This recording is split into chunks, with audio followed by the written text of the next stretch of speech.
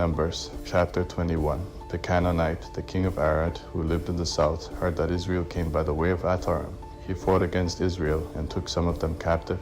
Israel vowed a vow to Yahweh and said, "If you will indeed deliver this people into my hand, then I will utterly destroy their cities." Yahweh listened to the voice of Israel and delivered up the Canaanites, and they utterly destroyed them and their cities. The name of the place was called Hormah. He traveled from Mount Hor by the way to the Red Sea to go around the land of Edom. The soul of the people was very discouraged because of the journey. The people spoke against God and against Moses. "Why have you brought us up out of Egypt to die in the wilderness? For there is no bread, there is no water, and our soul loathes this disgusting food." Yahweh sent venomous snakes among the people, and they bit the people. Many people of Israel died. The people came to Moses and said, "We have sinned because we have spoken against Yahweh and against you. Pray to Yahweh that he take away the serpents from us." Moses prayed for the people. Yahweh said to Moses, "Make a venomous snake and set it on a pole. It shall happen that everyone who is bitten, when he sees it, shall live." Moses made a serpent of bronze and set it on the pole. If a serpent had bitten any man, when he looked at the serpent of bronze, he lived. The children of Israel traveled and encamped in Aboth. He traveled from Aboth and encamped at Ebarim in the wilderness which is before Moab, toward the sunrise. From there they traveled and encamped in the valley of Zerd. From there they traveled and encamped on the other side of the Arnon, which is in the wilderness that comes out of the border of the Amorites, for the Arnon is the border of Moab,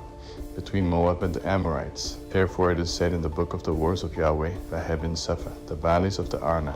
The slope of the valleys that incline toward the dwelling of Ar leans on the border of Moab.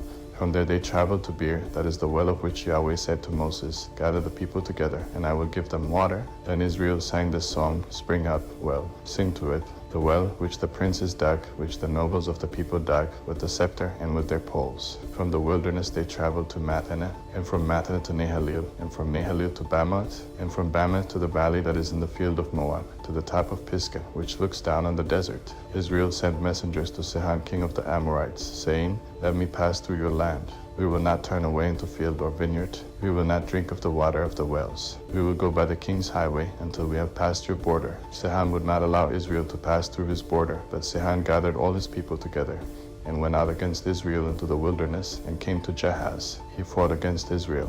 Israel struck him with the edge of the sword and possessed his land from the Arnon to the Jabbok, even to the children of Ammon, for the border of the children of Ammon was fortified. Israel took all these cities. Israel lived in all the cities of the Amorites in Heshbon and in all its villages. For Heshbon was the city of Sihon the king of the Amorites, who had fought against the former king of Moab, and taken all his land out of his hand, even to the Arnon.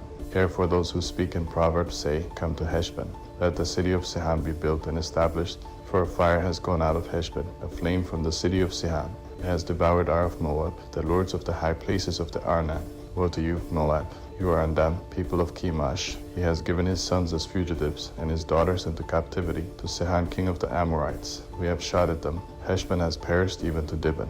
We have laid waste even to Napha, which reaches to Medeba. Thus Israel lived in the land of the Amorites. Moses sent to spy out Jazer. They took its villages and drove out the Amorites who were there. They turned and went up by the way of Bashan. Og the king of Bashan went out against them, he and all his people, to battle at Edrei.